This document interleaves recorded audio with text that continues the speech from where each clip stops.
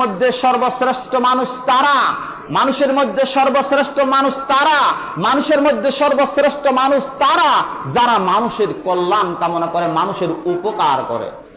যে উদ্দেশ্য সেটা হচ্ছে সূরাতুল ইমরানের 110 নম্বর আয়াতে আল্লাহ বলছেন, সেটা হচ্ছে মানুষের কল্যাণ সাধনের জন্য, মানুষের ক্ষতি করার জন্য নয়, মানুষের কল্যাণ করার জন্য, মানুষের উপকার করার জন্য আল্লাহ সুবহানাহু ওয়া তাআলা এই বনি আদমকে সৃষ্টি করেছেন।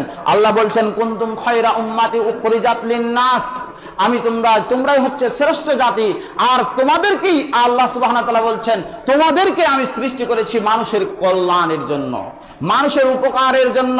কিন্তু দুঃখজনক হলেও সত্য, আপনি আমি কি করি? আপনি আমি মানুষের কল্যাণের থেকে অকল্যাণটাই বেশি করি। মানুষের ক্ষতি করার জন্য আপনি আমি বেশি চিন্তা চেতনায় রয়েছি ম্যাক্সিমাম মানুষই। কিভাবে?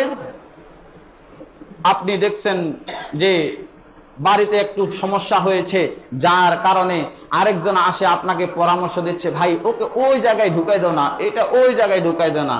সে কিন্তু বরফ জুব্বাও লাগাইছে, সব লাগাইছে। তাহলে মানুষের কল্যাণের উপকারে আপনি পরামর্শ না দিয়ে তার ক্ষতি সাধনে আপনার পরামর্শ দিলেন। কিন্তু দুঃখজনক হলেও সত্য, এই কাজটার সাথে আমরা ম্যাক্সিমাম মানুষ জড়িত রয়েছি।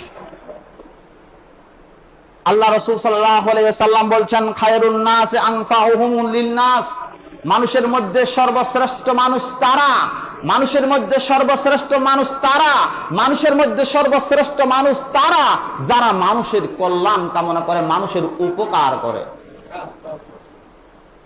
সম্মানিত হাজিরিন, তৃতীয় নম্বর উদ্দেশ্য আপনি আমি